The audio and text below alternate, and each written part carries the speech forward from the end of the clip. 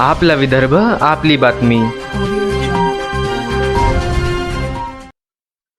दीपाली चव्हाण आत्महत्या प्रकरणामध्ये मन्नालाल दारशिंबे संतापले. विनोद शिवकुमार व श्रीनिवास रेड्डी यांनी मेळघाटवासियांवरती केले अत्याचार.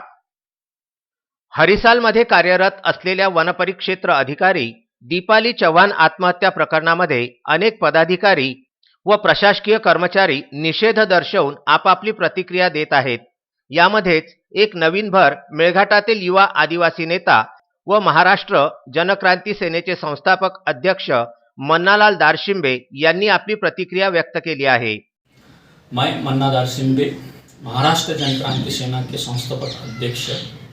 तो धार्मिक तहसील में दीपाली चौहान मैडम वन परिक्षेत्र अधिकारी जो इनके आत्महत्या को लेकर जो जिले ने राज्य भर में जो नेता अपनी प्रतिक्रिया व्यक्त किया जा रहा है, इस सब एक नाटक चला. नाटक इसीलिए हम बोल रहे कि मेलघाट के भूमि में 2 से 3 साल पहले इसी मेलघाट के भूमि में तेलपानी और छोमठाने के लोग अपने हक और अधिकार के लिए जंगल के अंदर संवैधानिक तरीके से आंदोलन कर रहे. उन संवैधानिक तरीके से आंदोलन करने वाले लोगों पे इन्हीं रेड्डी, इन शिव कुमार साहब, इन्हीं लोगों ने उन्हें गोली से मारने का काम किया. उन पे लाठियां बरसाया, उन्हें मानसिक शारीरिक रूप से प्रताड़ित करने का काम किया. तब जब जाके इस मेलघाट भूमि में एक बगावत था, मेलघाट के लोगों ने जन आंदोलन के माध्यम से एक नारा लगाया कि रेड्डी हटाओ, मेलघाट बचाओ. कुछ ही दिन पहले बिच्छू खेड़े के लोगों ने, इस परिवार के लोगों ने इसी कलेक्टर के, अमरावती कलेक्टर के ऑफिस के सामने आत्महत्या करने की प्रयास किया इन वन विभाग के विरोध में. तब भी लगा था कि रेड्डी हटाओ, मेलघाट बचाओ. कुछ ही दिन पहले अड़ाव के मामले में इन वन विभाग के अधिकारी कर्मचारियों ने फर्जी नोटिस भेजकर आदिवासी लोगों को शारीरिक और मानसिक रूप से प्रताड़ित करने का काम किया. तब भी नारा लगा इस मेलघाट के भूमि में कि रेड्डी हटाओ, मेलघाट बचाओ. तब किसी महाराष्ट्र सरकार और यहाँ के आमदार हो, यहाँ के खासदार हो, यहाँ का पालक मंत्री ने दखल नहीं लिया. अगर सचमुच में तब दखल लेते थे होंगे तो आज दीपाली चौहान मैडम की आत्महत्या नहीं होती थी, वो आत्महत्या कर देनी करके हम आज आपके चैनल के माध्यम से हमारी मांगे मौजूदा सरकार से, महाविकास आघाड़ी से, सही में हम इस देश के संविधान को मानते होंगे, सही में इस देश की व्यवस्था को सम्मानीय मुख्यमंत्री उद्धव जी ठाकरे मानते होंगे तो उच्च न्यायालय की अध्यक्षता में विचार समिति के गठन होना चाहिए और चौकसी होना चाहिए कि जो घटना हुई है.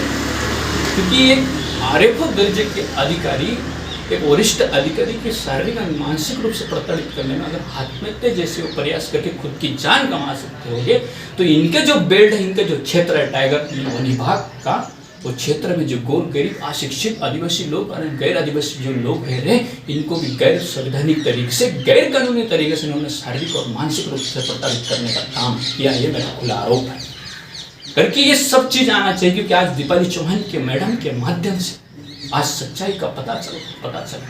दीपाली चौहान को, मैडम को तो न्याय तो मिलना ही चाहिए, लेकिन हमारी मांग है कि इस मेलघाट के भूमि में जो गोर गरीब फंसे हैं उनको भी न्याय मिलना चाहिए करके एक जांच समिति का गठन होना चाहिए. और हम जो वीडियो की रिकॉर्डिंग के माध्यम से जो सुन रहे हैं पुनर्वसन को लेके चल के, तो इसमें भी अपनी बात रखना चाहते हैं. पुनर्वसन का जो चल रहा है, वन विभाग तो एक माध्यम है, ये सरकार इसकी जवाबदार है. और सरकार चाहे कांग्रेस की हो, सरकार चाहे बीजेपी की हो, चाहे सरकार राष्ट्रपति को या सरकार चाहे शिवसेना की हो, ये सब लोग जवाबदार है. क्योंकि मेलघाट को गैर संवैधानिक तरीके से खत्म करने के काम ये मौजूदा सरकार कर रही है. आज जो पुनर्वसन जो चल रहा है मेलघाट में, क्योंकि इन्हीं के महाराष्ट्र शासन का निर्णय है 3/11/2012, उसमें स्पष्ट रूप से कहा है पर्याय नंबर 2 में कि अगर किसी गांव को उठाना है, अति आवश्यकता है, तो उस गांव को उसी जंगल के पास रखना चाहिए. इस प्रावधान है. फिर भी आप मोर्शी में स्थापित करा रहे, आप हमें अकोला जिले में स्थापन करा रहे.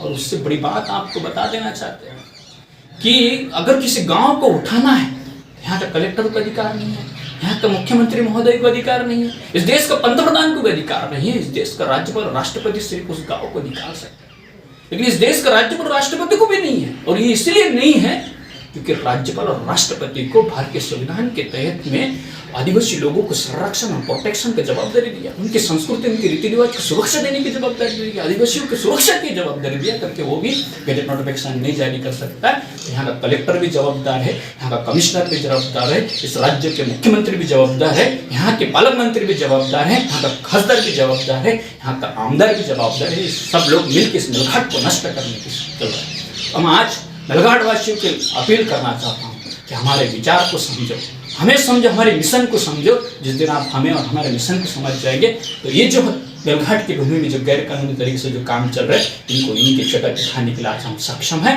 और हमारी मांग है कि सचमुच में उच्च स्तरीय की जमीयती का गठन होना चाहिए और दीपाली चौहान मैडम को भी न्याय मिलना चाहिए और मेलघाट वासियों को भी न्याय मिलना चाहिए। अगर इस तरह का मौजूदा सरकार नहीं करते होंगे तो अब हम सक्षम हैं इनको जैसे के तैसे जवाब देने के लिए। आने वाले दिनों में इस मेलघाट की भूमि में बहुत बड़ी तादाद में एक जन आंदोलन महाराष्ट्र क्रांती सेना करेंगे, इसको चुनौती देना चाहता हूँ।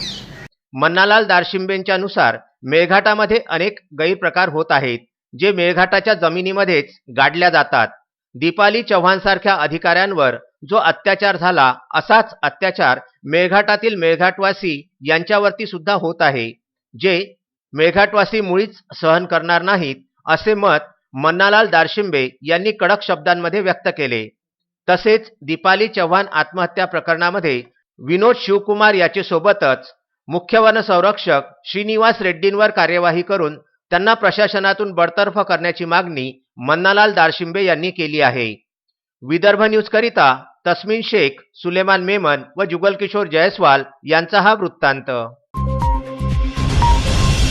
आपला विदर्भ आपली बातमी।